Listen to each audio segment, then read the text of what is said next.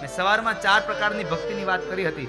એમાંથી છેલ્લી ચોથી ભક્તિ એ નિર્ગુણા ભક્તિ, કે ભગવાનની ભક્તિ કરે પણ એની પાસે મોક્ષ પણ ન માગે, એ નિર્ગુણા ભક્તિ છે, નિર્ગુણ ભક્તિ છે. પણ આપણે તો ભગવાનની સામે દીવો કરીએ અને કર્યા ભેગું જ પ્રાર્થના કરીએ, ભગવાન મને આ દેજો, મને તે દેજો, અને આપણને બધું મળી ગયું તો આપણે આપણા છોકરા હાટું ચાલુ કરીએ, મારા છોકરાને ધંધો સારો દેજો. હવે ભગવાન કે એલા તે તારું તો પૂરું કર્યું, હવે તું બીજાનું તો માગવાનું બંધ કર્યું. પણ માણસ, આ જગતનો માણસ માગતા ધરાય નહીં સાહેબ, જરાય માગતા ધરાય નહીં.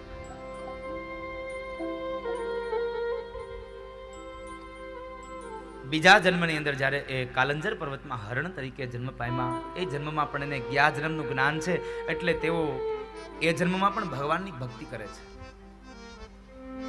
આવું બની શકે જ્ઞાજન્મનું જ્ઞાન આ જન્મે? હા, આપણને બધાને જ્ઞાજન્મનું જ્ઞાન આ જન્મે હોય છે, પણ ક્યાં સુધી?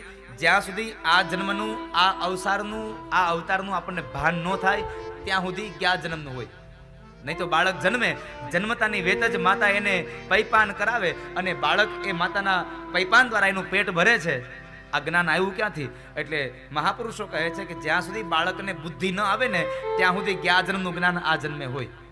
બાકી પછી ભગવાન એના ઉપર પડદો ઢાંકી દે છે. સારું છે પડદો ઢાંકે છે, નહીં તો જ્ઞાજન્મમાં આપણો પડોશી જ હોય, આપણો કટ્ટર દુશ્મન હોય ને આ જન્મે આપણી ઘેર દીકરો બનીને આવે, શું કરવું? સારું છે ભગવાને રાખ્યું છે.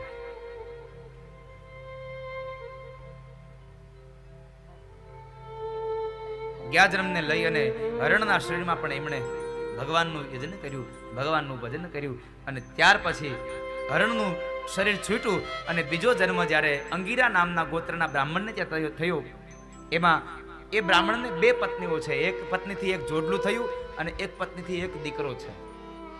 એમાં જોડલું છે, એમાં જે દીકરો અને દીકરી, એમાં જે દીકરો છે એ ભરતજી મહારાજ. આ જન્મે પણ જ્ઞાન છે ને, આ જન્મમાંય એને જ્ઞાન છે. અને એ સમયે